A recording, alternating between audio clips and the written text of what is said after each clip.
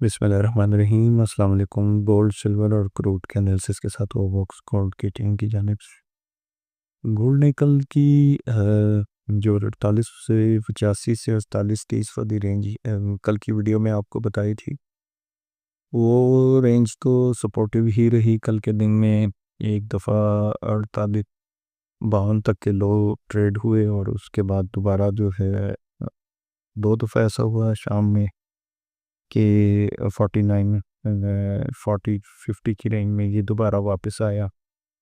काफ़ी बड़ा volatile session गुजरा है कल का गोल्ड की ट्रेडिंग के हवाले से अगर बात करें तो।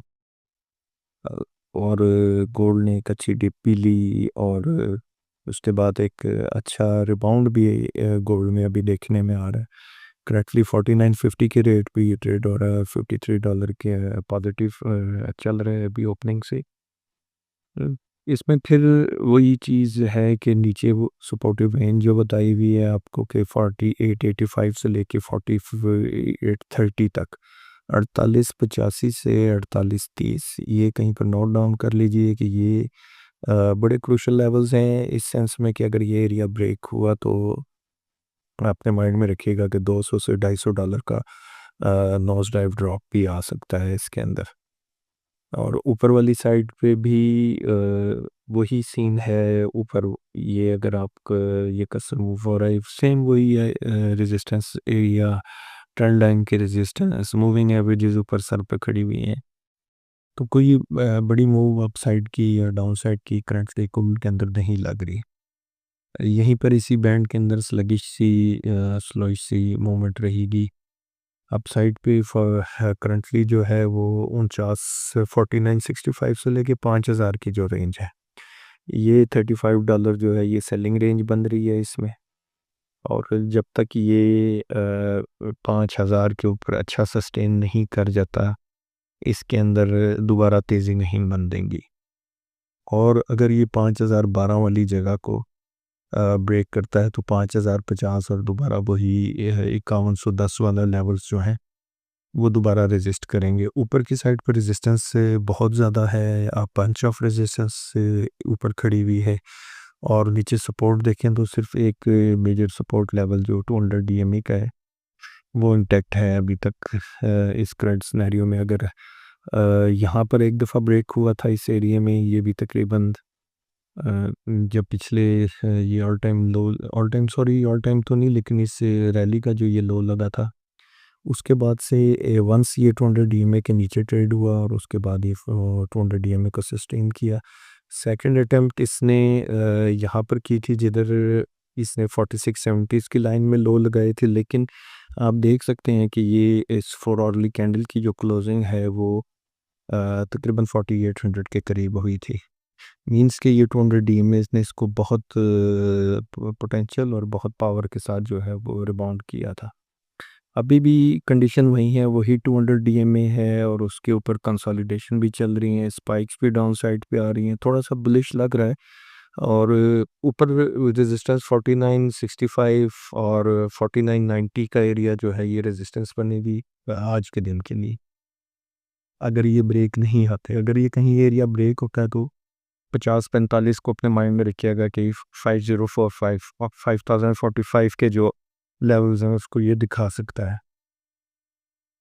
तो ऊपर अपने माइंड में रखें रेजिस्टेंस वही 4965 टू 4990 और नीचे सपोर्ट में 4885 से लेके 4830 तक ये ही रेंज रहेगी और इसके इन बिटवीन चलेगा। कीप इन माइंड कि जौन सी साइड ब्रेक होगी काफ़ी बड़े बैंड्स पे ब्रेक होंगे, फिर अगर ब्रेकआउट निकलता है तो वो भी 200 से $250 का करंट रेट से लगेगा। और अगर डाउनफॉल आता है तो वो भी स्ट्रेट 200 से $250 का बन सकता है।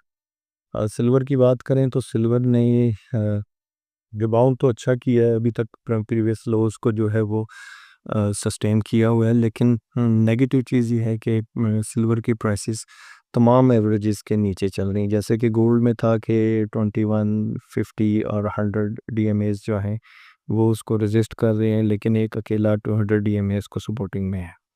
और यहाँ पर सीन ऐसे है कि सारी एवरेजेस जो हैं वो प्राइस के ऊपर हैं और prices are running below the averages तो ये तो एक बिल्कुल क्लियर सेंटिमेंट है कि ये इसमें तेज़ी अभी किसी जगह पर नहीं है, सारा सारा ट्रेंड ही इसका नेगेटिव है। और यहाँ पर छोटी-छोटी रेजिस्टेंस सपोर्ट्स बनती रहेंगी, थोड़ी-थोड़ी मूव्स आती रहेंगी, लेकिन बड़ी मूव सिल्वर के अंदर अभी कहीं पर भी नहीं नज़र आती।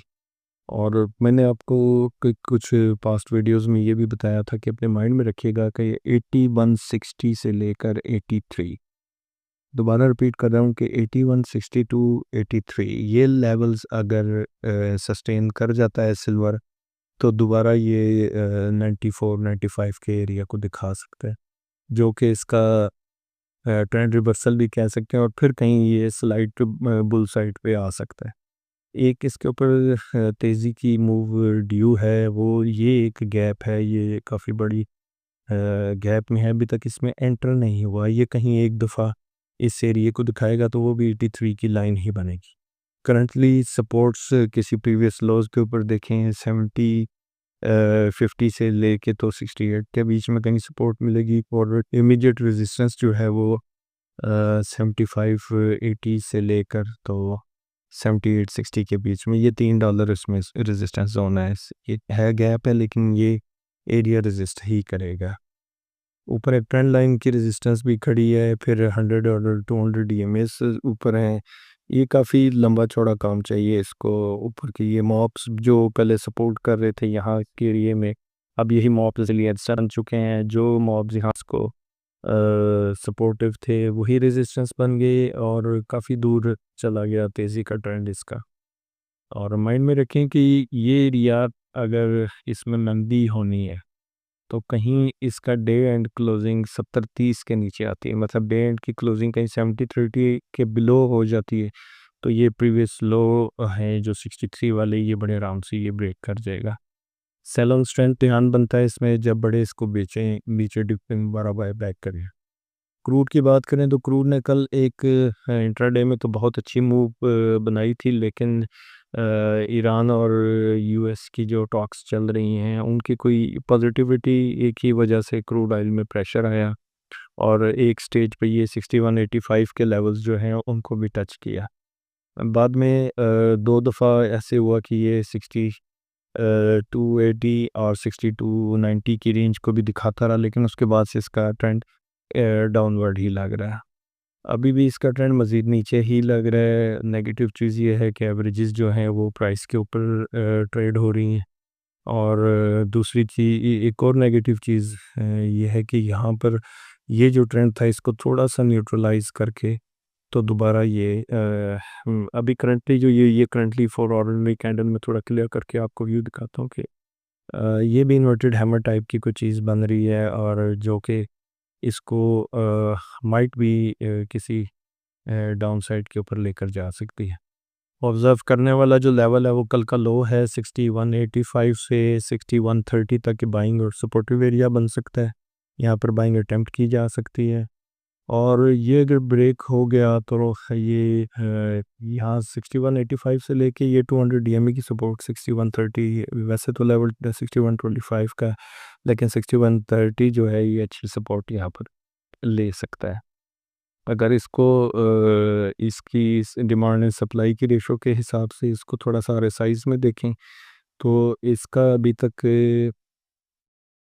आर साइज 4 ऑर्ली में इसकी अराउंड 73 के हैं, थोड़ी सॉरी 37 के अराउंड है।